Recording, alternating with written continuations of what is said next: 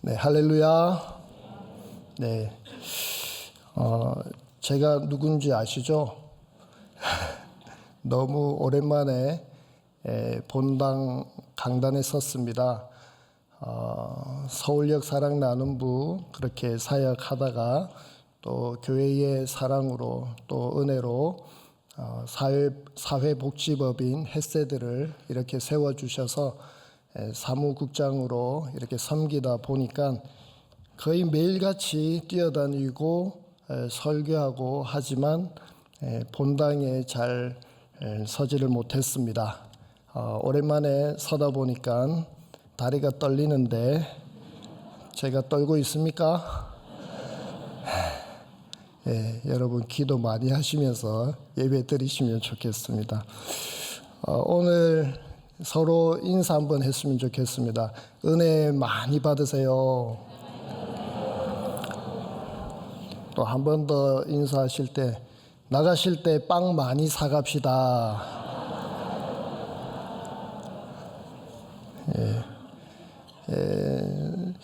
항상 로로 카페가 야외 카페를 교회 마당이나 1층 로비에서 하게 되면 아무리 많이 준비해도 1, 2부 넘기기가 어렵더라고요. 그래서 3, 4, 5부를 많이 소외시킨 죄가 있습니다.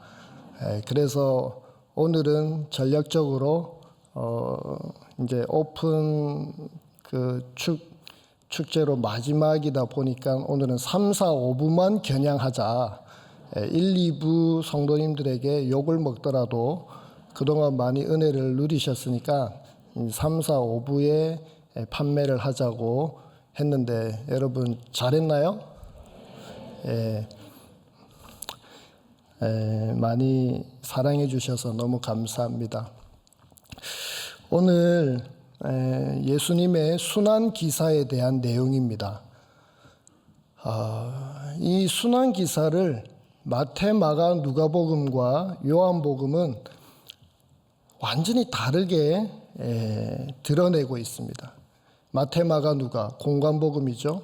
공관복음에는 철저하게 우리 예수님의 아파하심, 또 십자가를 지시기 전에 두려워하시고 주저주저 하시는 모습, 고뇌하시는 모습, 고통과 고뇌가 그대로 드러나 있습니다. 그런데 요한복음은 그런 모습이 전혀 기록되어 있지 않습니다. 왜냐하면 요한은 예수님의 십자가의 사건이 영광스러운 사건이고 하나님 나라의 왕이신 예수님의 그 왕권 행사를 십자가의 방법으로 드러내시는 것이기 때문에 아주 당당하고 예수님이 유연하게 그렇게 사역하고 계심을 요한은 드러내고 있습니다. 그렇다면 요한은 예수님의 십자가가 영광이라고 영광스러운 사건이고 아버지 하나님을 영화롭게 하고 또 아들 예수님을 영화롭게 하는 사건이라고 말을 하고 있는데 어떻게 십자가가 여러분 영광이 될까요? 질문입니다. 어떻게 십자가가 영광일 수 있습니까? 우리가 오늘 읽지는 않았고 살펴보지는 않았지만 17장이 예수님의 대제사장적 중보기도 내용이거든요. 예수님이 십자가 지시기 하루 전날에 아버지께 올려드린 기도입니다. 17장 한 장 전체가 예수님의 기도입니다. 그래서 저는 한때 예수님이 뭘 기도하셨을까 너무 궁금해서 이 본문을 하나하나 낱낱이 파헤쳐 본 적이 있었습니다. 이 17장 내용을 들여다보면은 왜 십자가가 영광인지 조금 엿볼 수 있습니다. 먼저 여러분들 성경을 보시면 2절에 보시면 17장 2절을 보시면 아버지께서 아들에게 주신 모든 사람에게 영생을 주게 하시려고 만민을 다스리는 권세를 아들에게 주셨음이로소이다. 만민을 다스리는 권세를 아들에게 주셨다는 거예요. 예수님이 십자가를 지셨기 때문에, 십자가를 성취하셨기 때문에, 십자가의 죽음을 당하셨기 때문에 요한은 예수님께서 만민을 다스리는 권세를 아버지로부터 받았다, 이렇게 표현하고 있습니다. 사도 바울도 에베소서 1장 15절 말씀 보면 만물을 통치하고 만물을 다스리고 그리고 모든 주권, 모든 능력, 그 모든 이름 위에 예수님을 뛰어나게 하시고 예수님 발 아래 다 복종하게 하시고 교회의 머리로 세우셨다. 왜요? 예수님이 죽으시고 부활하심으로 말미암아, 이렇게 에베소서 1장 15절 이하에서도 잘 설명해 주고 있습니다. 이렇게 예수님이 십자가에 죽으심으로 말미암아 모든 권세와 통치와 능력과 주권을 아버지로부터 받으셨기 때문에 한 나라를 다스리고 통치하는 것도 여러분 굉장히 영광이 있죠. 그런데 온 우주 만물을 통치하고 다스리는 권세와 능력을, 주권을 가지게 되셨으니 바로 십자가가 영광을 가져오는 사건인 것이죠. 왜 십자가가 영광인가? 두 번째는 예수님께서 17장 4절을 보면은 아버지께서 내게 하라고 주신 일을 내가 이루어 아버지를 이 세상에서 영화롭게 하였사오니, 이렇게 기록합니다. 아버지께서 주신 일, 내가 충성스럽게 끝까지 순종했다는 것입니다. 여러분, 집에서도 사랑하는 자녀들이 순종을 잘하면은 영광을 얻게 됩니다. 엄마 아버지 말을 안 들으면 불명예스러운 일들이 일어납니다. 그렇죠? 운동하는 사람들도 코치나 감독의 말을 잘 듣고 힘들어도 따라가면 영광을 얻을 수 있습니다. 마찬가지로 우리 예수님께서 아버지의 말씀을 끝까지 순종하심으로 그 영광의 열매를 거두게 되었다라는 것이죠. 그 영광의 열매는 17장 2절에서는 아버지께서 맡겨주신 그 사람들을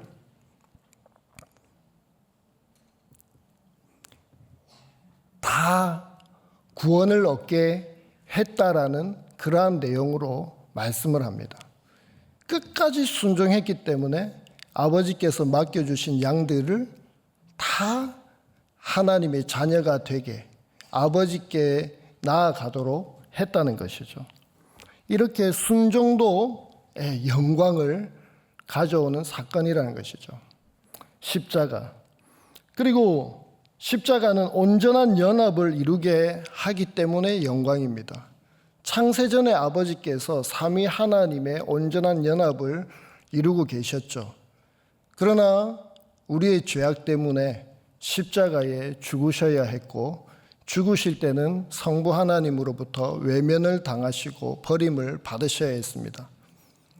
그러나 십자가로 말미암아서 다시 삼위 하나님이 예수님께서 부활, 승천, 승귀하심으로 만왕의 왕의 자리에 즉위하심으로 다시 삼위 하나님의 연합이 이루어지게 되었습니다. 십자가로 말미암아 온전한 연합, 하나됨을 다시 이루게 된 것입니다. 마지막으로 마귀의 권세를 박살을 내고 그 싸움에서 승리하였기 때문에 영광이 되는 것입니다. 마귀는 예수님을 십자가에 죽이기만 하면 자기가 승리할 거라고 생각했지만, 그러나 오히려 그 십자가는 마귀의 심판대가 되었고 단두대가 되었습니다. 십자가에서 예수님이 죽으심으로 모든 죄를 도말하심으로 마귀가 힘을 얻게 되는 그 죄를 깨끗하게 해주셨기 때문에 마귀는 이빨 빠진 호랑이, 발톱 빠진 호랑이가 된 것입니다. 지금은 우리가 예수님의 이름으로 기도하고 선포하고 말씀을 의지해서 나아가면 마귀를 이기고 승리하게 되는 것이 바로 예수님의 십자가 사건 때문입니다. 사랑하는 성도 여러분, 요한은 십자가를 고난으로 다루지 않습니다.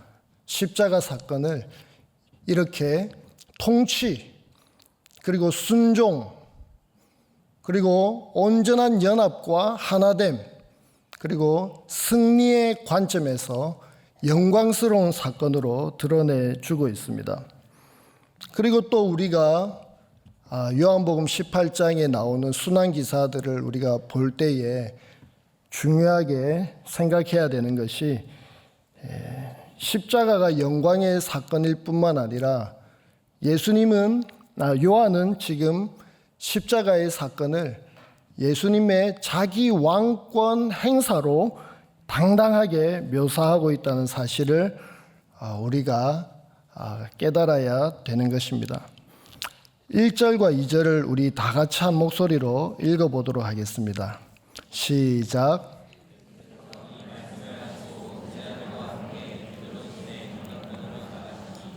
그곳에 동산이 있는데 제자들과 함께 들어가시니라. 그곳은 가끔 예수께서 제자들과 모이시는 곳이므로 예수를 파는 유다도 그곳을 알더라.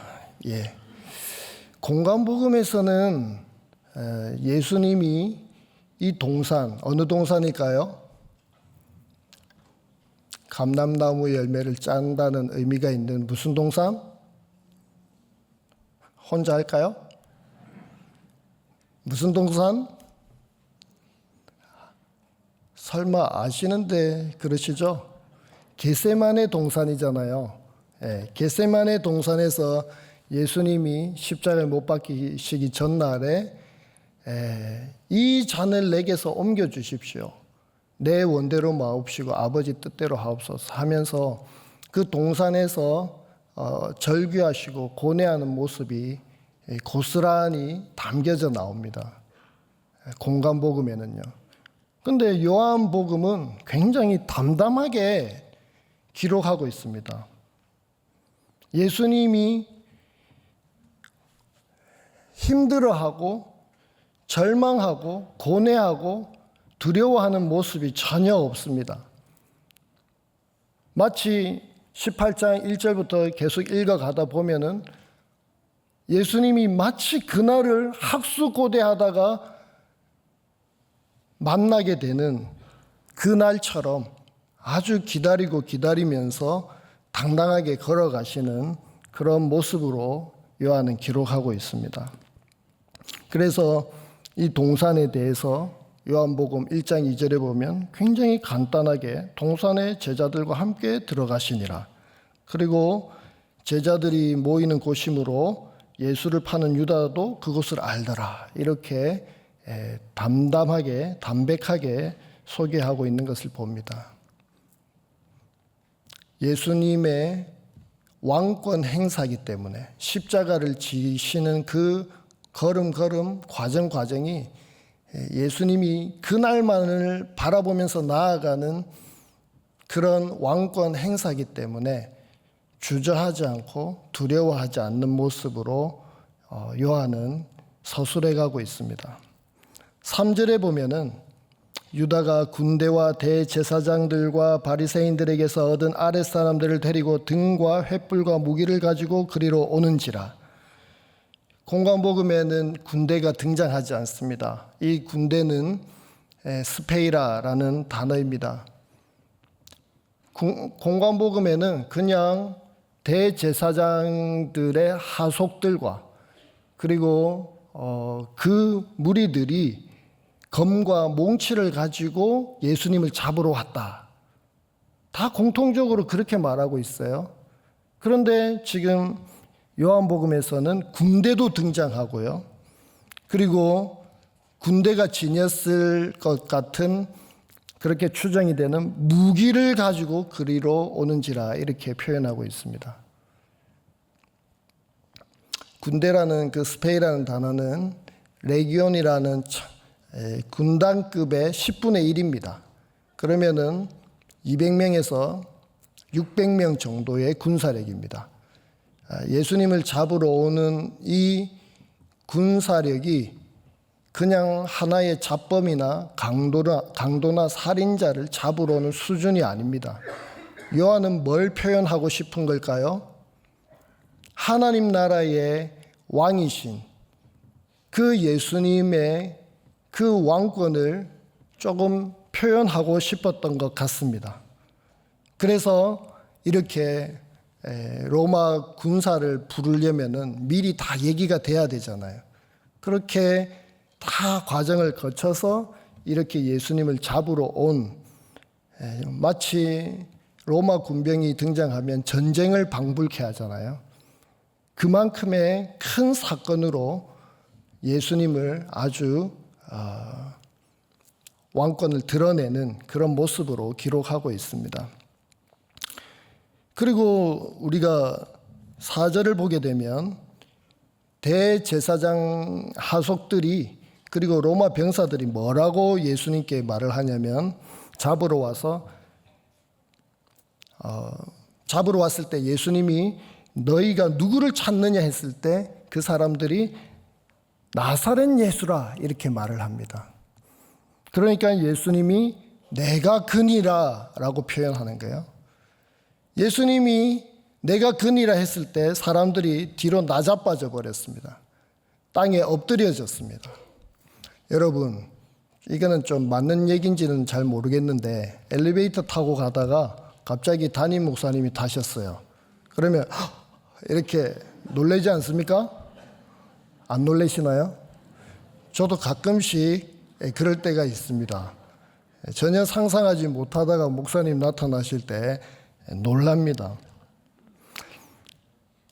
이 예수님을 잡으러 온 사람들이 무기를 가지고 이렇게 왔음에도 불구하고 너희가 누구를 찾느냐? 나사렛 예수다. 굉장히 당당한데 내가 그니라 해버리니까 바로 나자빠져 버리는 거예요. 이게 뭘 요한이 표현하고 싶은지 여러분 감이 잡힙니까? 예수님의 그런 왕적인 권세, 신적인 그런 능력을 드러내고 싶은 거예요. 할렐루야. 그뿐만 아니라 여러분, 지금 저는 십자가의 사건, 십자가를 지고 가시는 예수님을 요한은 왕적 권세를 행사하는, 왕적인 자기 권세를 행사하는 모습으로 지금 요한이 그려가고 있다고 말씀드렸죠. 여기 나사렛 예수 내가 그니라. 여러분, 나사렛 예수가 요한복음에 4번 등장합니다. 1장 43절 이하에 보면 나다나엘이 뭐라고 하냐면 무슨 나사렛에서 선한 것이 날 수 있느냐. 전도하는 빌립에게 핀잔 주면서 그렇게 얘기하죠. 근데 예수님을 딱 만났어요. 만났을 때 당신은 이스라엘의 임금이시오 하나님의 아들이십니다. 그렇게 고백하죠. 나사렛 예수가 무슨 선한, 이렇게 말하던 나다나엘이 당신은 이스라엘의 왕이십니다. 이렇게 고백한단 말이에요. 나사렛 예수가 요한복음에 등장하면 왕이 딱 붙어서 등장합니다.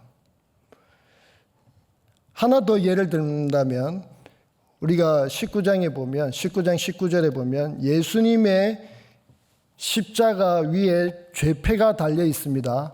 그 죄목이 뭐라고 기록되어 있을까요? 나사렛 예수 유대인의 왕, 이렇게 드러나 있습니다. 나사렛 예수는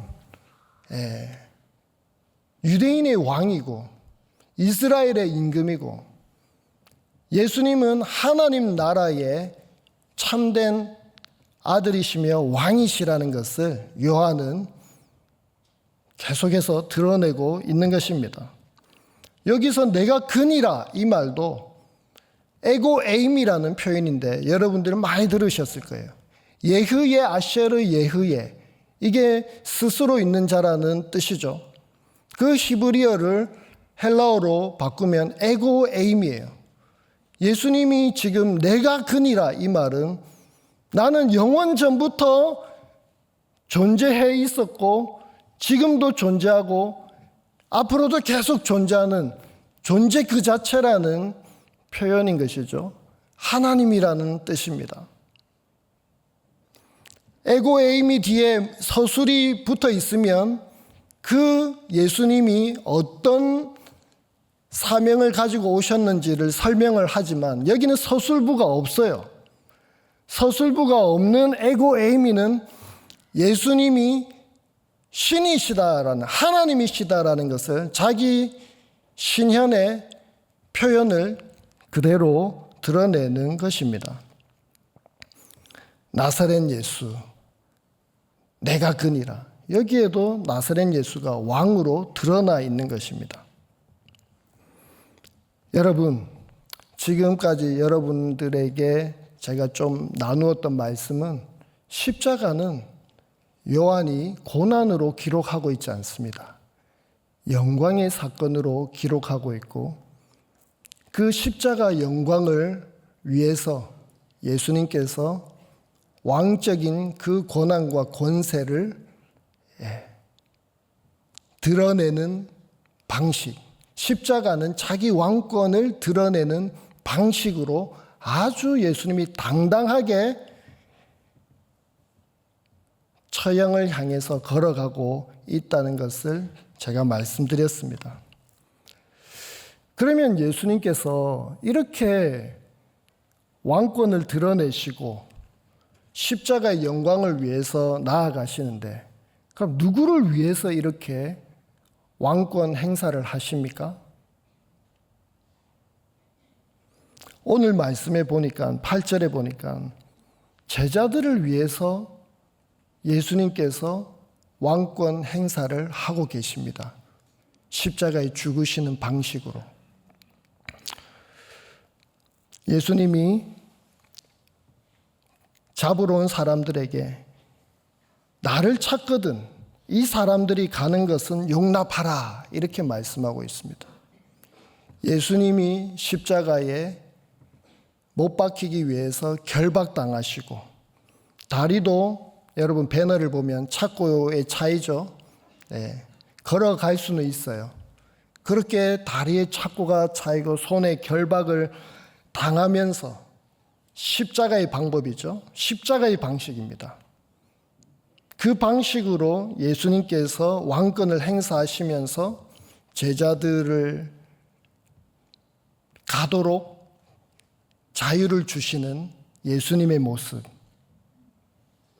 예수님의 왕권 행사는 사랑하는 제자들, 우리들을 참 자유 주시고 생명을 얻게 하고 살리기 위해서 그렇게 처참한 결박과 모욕과 수치와 매맞음, 채찍질 당하시면서 왕권 행사를 하고 있다는 것입니다.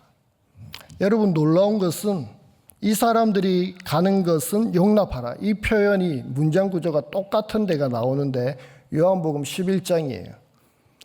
죽은 나사로가 나사로야 나오라 예수님이 선포했을 때 돌이 굴러지고 무덤에서 나사로가 배로 수족이 칭칭 감긴 채로 엉거주춤 나옵니다.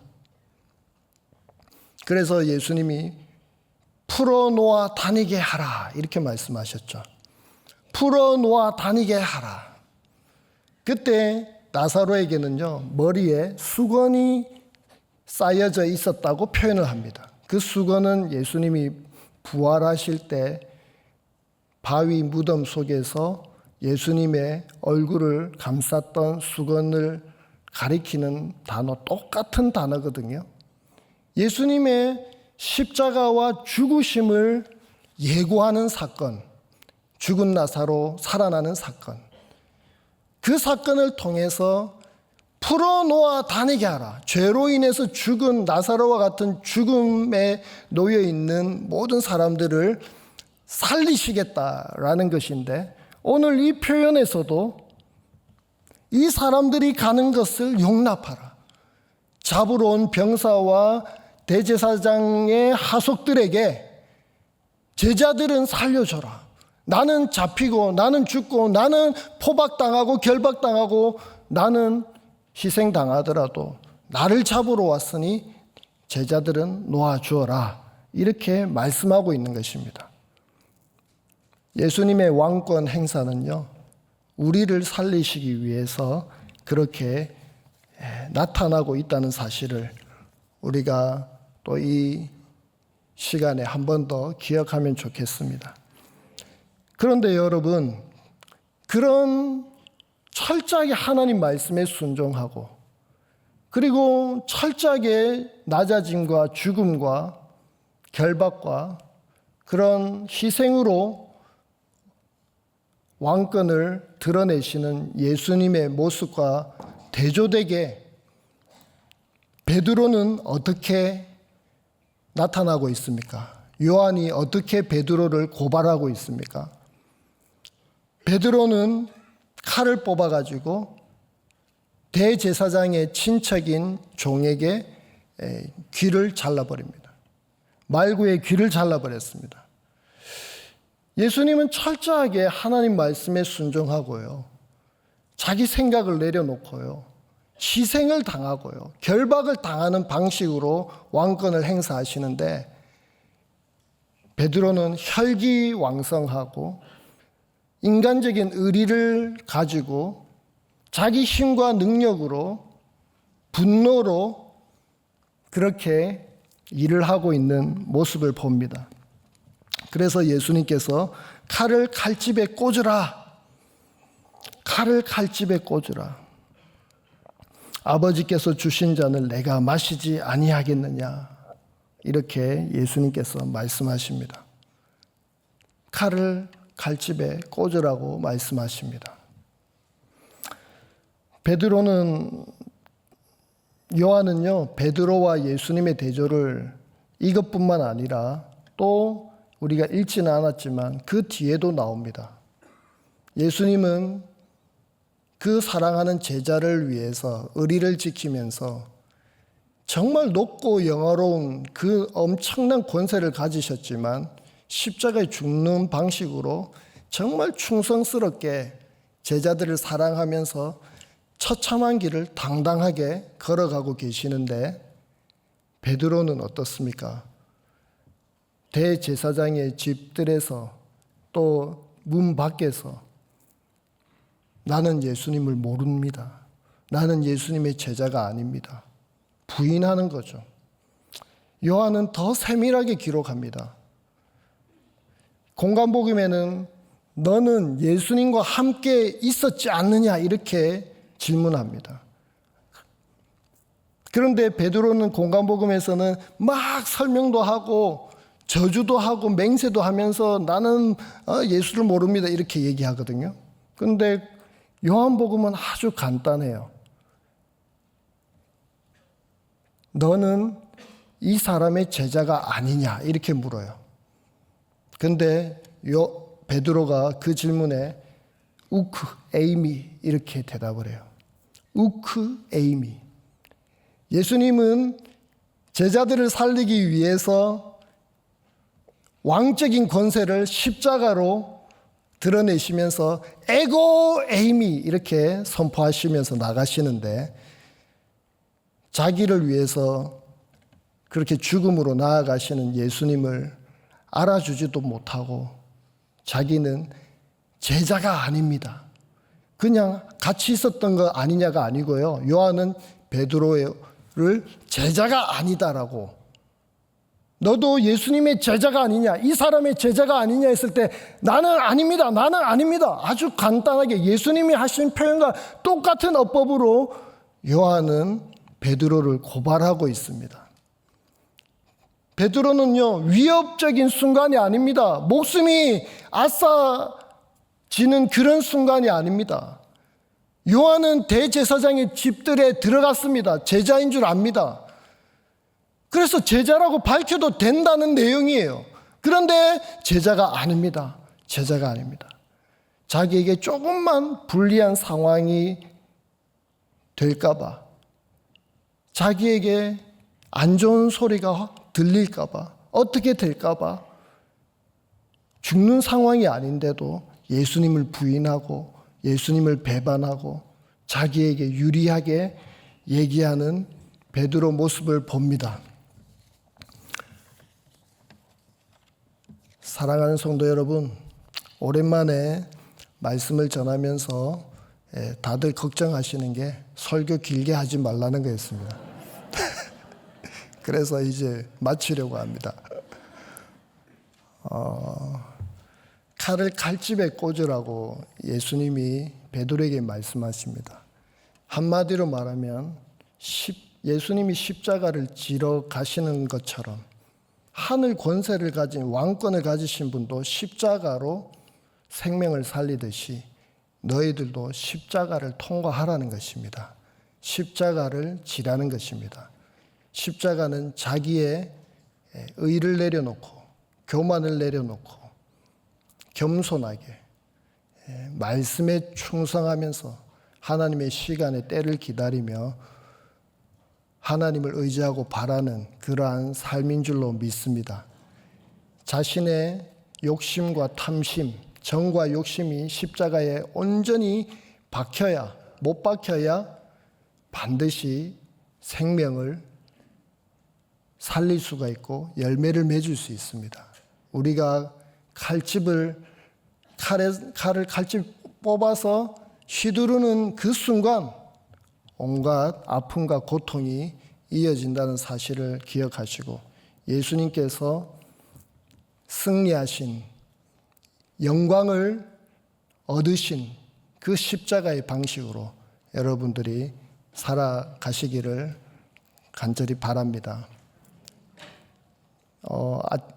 첫 부분에 제가 사회복지법인 햇세드를 섬기고 있다고 그랬죠. 오늘은 여러분이 빵을 좀 많이 사가시면 좋겠고, 빵 얘기 말고 농장 얘기를 간단하게 하나 드리고 싶습니다. 지금은 농장이 야자수 매트도 깔리고 체험 농장 캠프를 하면서 사회적 농업 또는 사회적 기업으로 갈 수 있는 발판을 마련하고 있고, 하나님께서 전문가를 붙여주셔서 야, 하나님이 이것도 복을 주시는구나. 정말 어려운 이웃들이 이렇게 자연 속에서 치유가 되고 정서가 회복이 되고 일자리가 되고 또 이렇게 영성을 회복할 수 있는 은혜를 주시는구나. 그리고 그 프로그램들이 쌓이면 전국의 수많은 하나님의 자녀들이 이렇게 자연 속에서 하나님의 신성을 발견하고 영성을 회복하는 그런 성령 충만한 캠프가 되어질 수 있겠구나, 이런 생각을 해봅니다. 들어가는 입구부터 야자수 매트를 좀 깔았습니다. 그리고 펜스에 능소화를 심고 천일홍을 심고 연산홍도 심고 철쭉도 심고 메리골드도 심고 그리고 허브 정원도 만들고 그리고 수경 재배, 수직 재배를 할 수 있도록 쌈채소들을 재배해서 수확해서 판매까지 할 수 있도록, 그리고 그 쌈채소 경계석을 두어서 이렇게 다양한 채소들을 재배할 수 있도록, 그런 어려운 사람들이 그런 은혜도 누리고 또 많은 사람들이 그런 프로그램 참여하면서 하나님의 사랑도 깨닫고 참 좋을 것 같다는 생각이 들고, 지금 3일 수양관을 이제 가시게 되면 너무 좋은 모습으로 변화해 가고 있다는 것을 느끼실 거예요. 이제 2차가 끝났는데 농장 캠프 8차까지 가면 완전히 탈바꿈이 될 거고, 그 자료들을 가지고 이제 관에 보고하면 사회적 농업으로 지원을 받을 수 있도록 그렇게 자립해 가려고 합니다.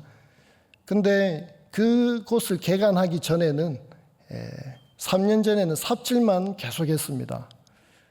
앞이 보이지 않았고 그 농장의 경사진 땅을 포크레인으로 다듬었지만 그래도 여전히 경사가 져서 다듬는다고 고생을 많은 분들이 했습니다. 왜 하나님이 이곳에서 삽질을 하게 하실까? 왜 하나님이 여기서 한 번도 부산에서 태어나서 농사일을 해보지도 않았고 식물을 갖고 본 적도 없는데 이 일을 하게 하실까? 이제 내 인생은 여기서 끝이 나는 건가? 나는 이제 제2의 인생을 농부로 살아야 하는 건가? 나는 앞으로 목회의 비전이 있을까? 과연 이 땅이 에덴 동산으로 변화될 것이며 어려운 이웃들이 여기서 정말 자라날 수 있는 곳으로 변화될 수 있을까? 답도 없었고 왜 이 농장이 나에게 주어졌을까 하면서 울면서 또 허리 디스크로 어려움이 있었지만 계속 삽질을 했습니다. 그러나 1년, 2년 하니까 나중에는 삽질을 저절로 하게 되더라고요.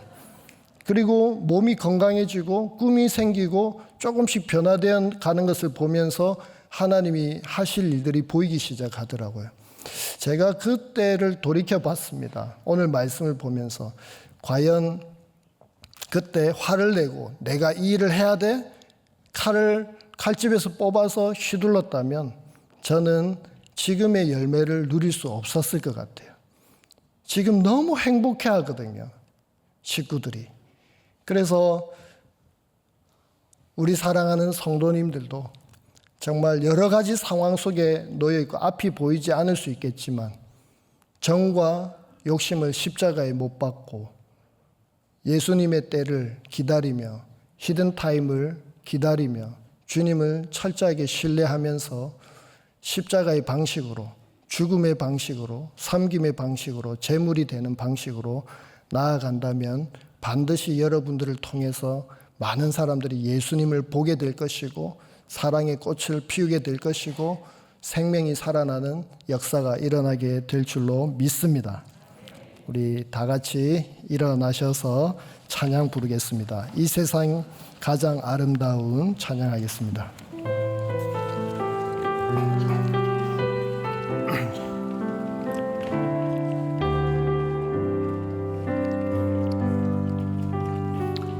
이 세상 가장 아름다운 순종의 눈물 온 세상 다시 빛나게 한 생명의 눈물 그가 이 땅에 오신 이유 죽어야 살게 되고 져야만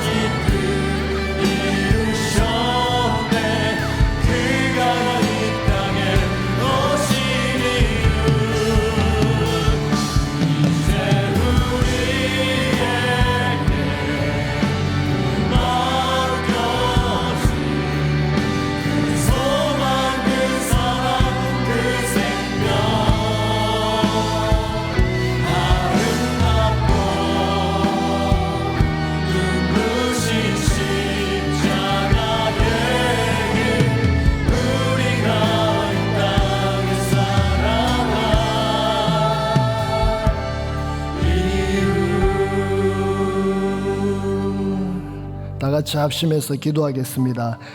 그리스도 예수의 사람들은 육체와 함께 그 정욕과 탐심을 십자가에 못 박았느니라. 이 시간 하나님께 우리가 함께 기도할 때 아버지, 칼을 휘두르고 피를 흘리고 고통을 주고 아픔을 주었던 우리의 모든 연약한 삶들을 주님 앞에 내어놓습니다. 불쌍히 여겨주시고 긍휼히 여겨주시고, 이제는 우리 주님께서 본을 보여주신 주님께서 십자가 영광을 위하여 왕적인 권세를 처절하게 십자가에 죽으시는 방식으로 드러내셨듯이 우리들도 철저하게 십자가를 통과하고 십자가에 머물고 십자가 앞에서 죽어지는 그러한 제물의 삶, 섬김의 삶, 희생의 삶, 낮아지는 삶을 통하여 하나님 뜻을 이루는 주의 종들이 다 되게 해달라고 우리 다 같이 주여 한번 외치고 기도하겠습니다. 주여!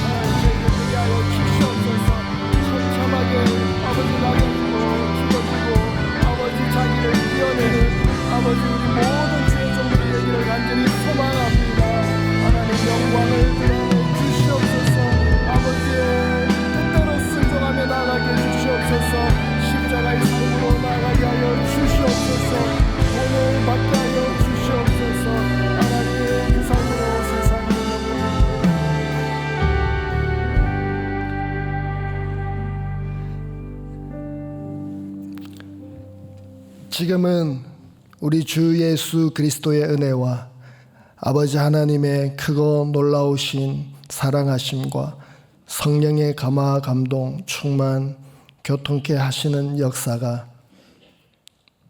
예수님을 본받아 제자로서 십자가를 통과하며 십자가를 지며 십자가의 제물로 우리 자신을 드리고 내어놓기를 소망하며 나아가는 우리 모든 사랑하는 권속들 머리 위에 지금부터 영원토록 함께 있을지어다. 아멘.